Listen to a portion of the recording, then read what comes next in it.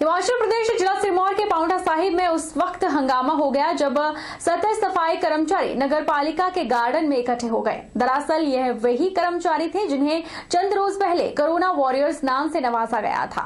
जो सफाई कर्मचारी अपनी जान पर खेलकर फ्रंट लाइन में आकर कोविड-19 से लड़ रहे थे, उन्हें नगर परिषद पांवटा साहिब में एक झटके में सड़क पर ला दिया।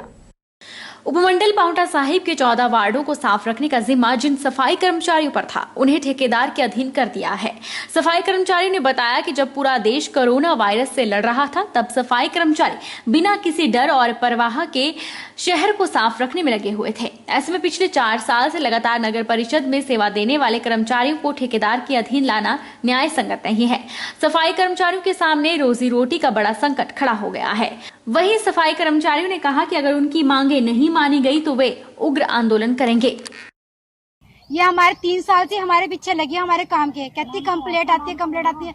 जब वहाँ जाते हैं हम काम करते हो, कहती कंप्लेंट आती है, डेली आती है। और उसको चाहिए नोट, उसको नोट चाहिए। आज हमें गली वालों ने बताया तुम काम करने आते हो, वो कहती काम करने नहीं आते। उसको तो नीचे से कमाई चाहिए, हमारे पास की तो है नहीं है। हम कोरोना में अपने बच्चों को भी 6,000 में हमारे पैसे करते हैं। जो कोठी में कोई करती थी, उन्होंने भी जवाब दे दिया कि आप लोग कमेटी में काम करते, कोरोना वालों के वहाँ काम करते, कोठियों में कोई काम नहीं करने देती लेडीजों को। तो अब वो भी नहीं काम करा रहे, ये भी हमको निकालने लग रहे। तो ये कैसे चूल्हे जलेंगे, कैसे उनके बच्चे पलेंगे, कैसे रिजक रोटी खाएंगे ये बच्चे।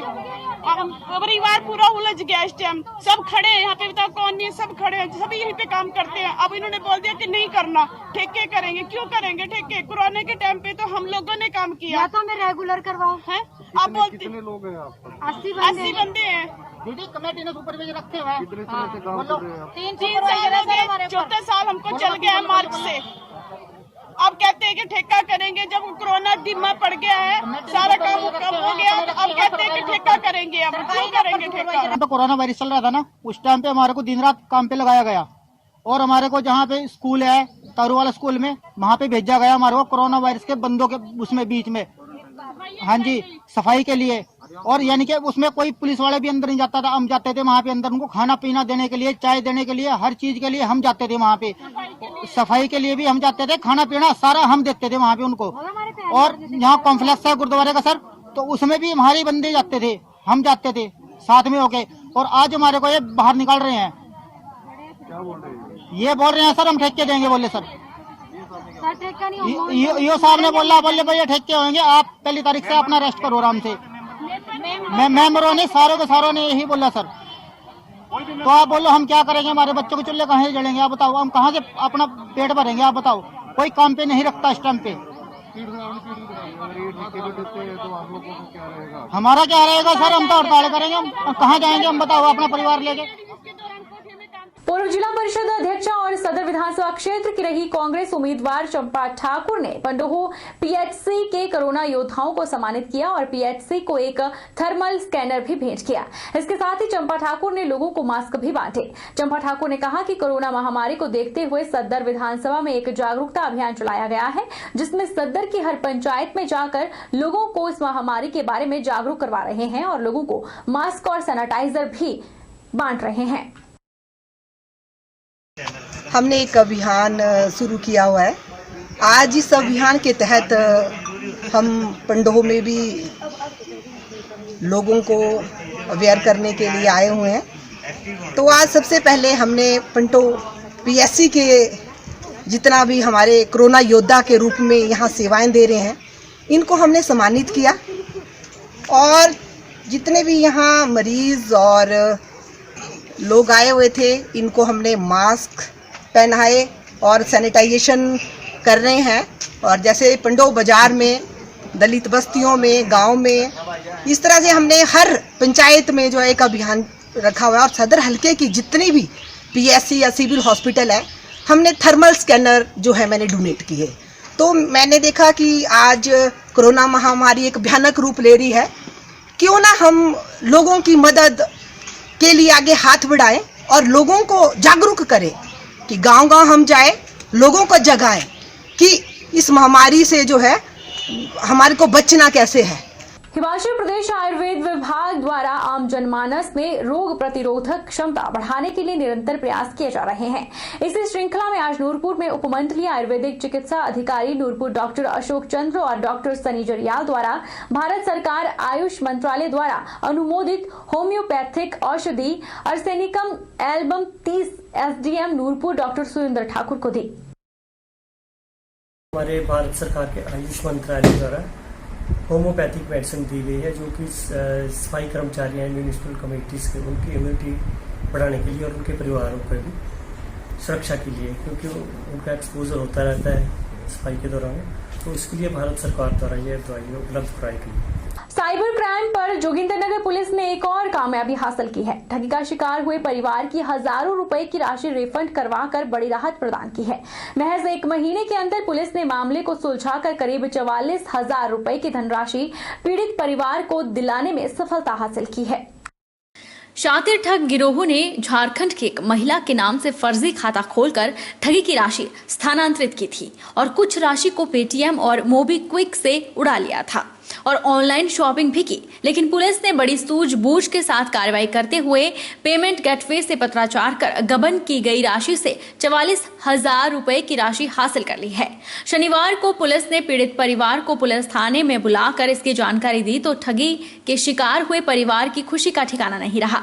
मामले को लेकर झारखंड, नोएडा और यूपी में सक्रिय ठग गिरोह के 4 से अधिक सदस्यों पर गिरफ्तारी की तलवार लटक चुकी है। पुलिस का दावा है कि वह आरोपितों को सलाखों के पीछे डालकर अन्य ठगी के मामलों का भी पर्दाफाश करेगी।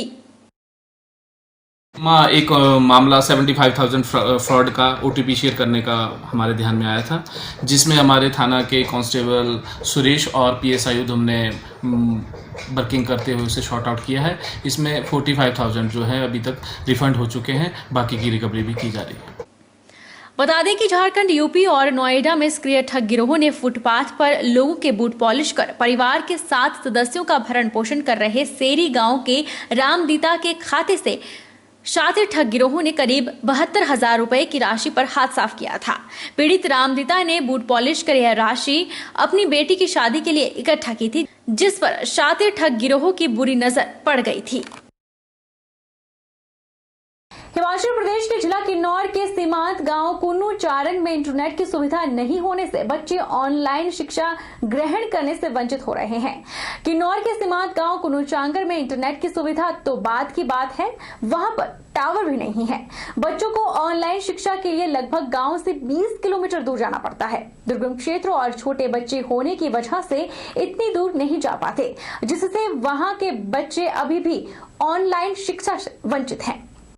कोरोना वायरस के चलते लॉकडाउन में शिक्षा विभाग द्वारा ऑनलाइन शिक्षा देने का काम तो शुरू कर दिया है, लेकिन जनजातीय जिला किन्नौर के सीमांत गांव कुन्नू चारंग सहित कई और गांव ऑनलाइन शिक्षा से वंचित रह रहे हैं। वहीं बच्चों के अभिभावक भी इंटरनेट सुविधा नहीं होने की वजह से काफी परेशान हैं। जिला किन्नौर के कुन्नू चांगर के बच्चे और अभिभावकों द्वारा जिला प्रशासन से और प्रदेश सरकार से मांग की गई है कि उनके स्कूलों को खोला जाए ताकि वह पढ़ाई से वंचित न हो सके। चारंग गांव की छात्र और छात्रा का कहना है कि कुन्नू चारंग में नेटवर्क सुविधा बिल्कुल नहीं है, जिसकी वजह से उन्हें ऑनलाइन पढ़ाई नहीं हो पा रही है। हम बच्चे यहाँ कुन्नू चारंग गांव में इंटरनेट होने की नहीं वजह से काफी प्रॉब्लम फेस कर रहे हैं। यहाँ पे 3 महीने से बच्चे पढ़ाई से वंचित रह चुके हैं, जिस वजह से उन्हें आगे से आगे स्टडी में काफी प्रॉब्लम पड़ रही है। जिसकी कोरोना के आने की वजह से ऑनलाइन स्टडी हो रही है, जिस वजह से होमवर्क भी ऑनलाइन आ रहे हैं, परंतु हमें यहाँ पे इंटरनेट नहीं होने की वजह से काफी प्रॉब्लम फेस करना पड़ रहा है। जैसे कि मैं सभी से बहुत निवेदन करना चाहूँगी कि यहाँ पे इंटरनेट की सुविधा हो और बच्चों को आगे पढ़ाई करने की कोशिश और पूरा सपोर्ट मिल सके। अरे यहाँ गांव में नेटवर्क की सुविधा न होने के कारण हम ऑनलाइन पढ़ाई नहीं कर रहे हैं। हम सरकार से यह मांग करते हैं कि हमारे यहाँ गांव में भी नेटवर्क की सुविधा आए, क्योंकि हम दूसरे बच्चों की तरह नेटवर्क की सुविधा से पढ़ सके। हमारे यहाँ स्कूल को खोला जाए, इसलिए क्योंकि हम यहाँ पर पढ़ाई कर सकें। वहीं ग्राम पंचायत कुन्नू चारंग के प्रधान पूर्ण सिंह नेगी का कहना है कि उनके कुन्नू और चारंग गांव में ना तो टावर है और ना ही नेटवर्क है और बच्चों को ऑनलाइन शिक्षा के लिए लगभग 20 किलोमीटर दूर जाना पड़ता है। उन्होंने जिला प्रशासन से मांग करते हुए कहा कि कुन्नू चारंग के स्कूलों को खोलने के लिए स्पेशल परमिशन दी जाए, क्योंकि यह छात्र भी बहुत कम है और सोशल डिस्टेंसिंग का भी पूरा पालन होगा। उन्होंने कहा कि बच्चों को ऑनलाइन शिक्षा तो नहीं, लेकिन स्कूलों को खोलने से स्कूलों में शिक्षा ग्रहण करने की सुविधा प्राप्त होगी। सरकार द्वारा ऑनलाइन शिक्षा जो दी जा रही है वो यहाँ के बच्चों को इसका लाभ नहीं मिल रहा है, क्योंकि यहाँ नेटवर्क नहीं है। यहाँ से 20 किलोमीटर पर ही नेटवर्क है और टावर नहीं होने के कारण इसके जो ऑनलाइन शिक्षा का जो सरकार द्वारा चलाया हुआ नियम है इन बच्चों को नहीं मिल रहा है। तो ये बच्चे इस टाइम इनका जो है शिक्षा पर बहुत दुष्प्रभाव हो रहा है।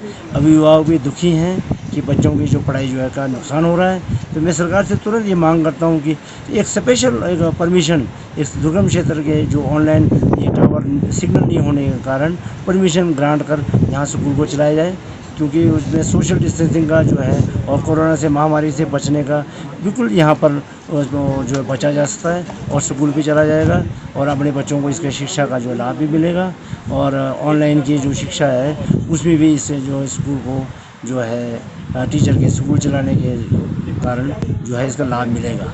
लड़भड़ोल के लांगड़ा पंचायत के विभिन्न स्थानों पर जल शक्ति विभाग द्वारा बोरवेल करके उन्हें मोटर लगाकर लोगों को स्वच्छ पेयजल की सप्लाई शुरू कर दी है। जल शक्ति विभाग के सहायक अभियंता प्रदीप राठौर ने क्षेत्र का दौरा करके लोगों की समस्याओं को सुना और शीघ्र हल करने का आश्वासन दिया। पिछले कई दशकों से पानी की पेयजल की समस्या से जूझ रहे हरिजन बस्ती वन और हरिजन बस्ती गिहुणी के मझाकड़ा गांव के लोगों को शीघ्र ही स्वच्छ पेयजल की सप्लाई उपलब्ध होगी।